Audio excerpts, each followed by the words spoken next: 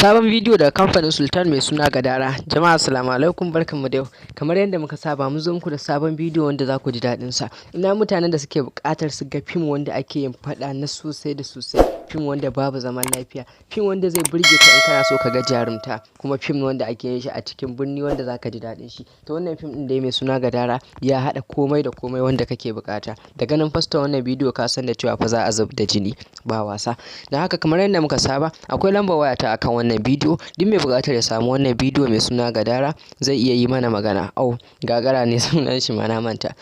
Zai iya yi mana magana ta lambar wayar mu wacce muka ajiye akan wannan bidiyo. Sannan bugu da ƙari, duk mai buƙatar ya rinka samun sababbin fina-finan mu da zarar mun kawo, to fa kofa a buɗe take. Sannan muna ƙara gaya mutane cewa waɗanda suke shiga cikin Bidmet suna buƙatar wai su rinka samun sababbin fina-finai, ba za ku rinka samu ba gaskiya. Muna amfani da Telegram ne yanzu gurin aje duk wani sabon bidiyon mu. Don haka idan kana buƙatar ka rinka samun fina-finai masu kyau irin waɗannan da zarar an saki, to fa kofa a buɗe take. Za ka ɗauki lambar wayar mu ne sai ka kira mu ko kuma ka yi mana magana ta WhatsApp kai tsaye. Za mu gaya maka yadda tsarin mu yake da kuma yadda za ka rinka samun fina-finan mu masu kyau. Domin ko muna da group wanda muka buɗe musamman domin rinka sa fina-finai sababbi irin waɗannan. Don haka in kana buƙatar ka rinka samun sabon bidiyo da zarar ya fito, kawai za ka ɗauki lambar wayar mu ne sai ka yi mana magana. Wannan fim mai suna Gagara idan har kana buƙatar shi, naira 100 ne kacal za ka ba. Sannan idan kana yin Telegram ka mana magana ta nan, domin kuwa ta nan ne kaɗai za ka iya samun duk wani sabon bidiyon mu. Za ka iya ɗaukar lambar wayar mu sai ka yi mana magana. Ta nan ne kaɗai za ka samu duk wani bidiyo wanda kake buƙata na fassara.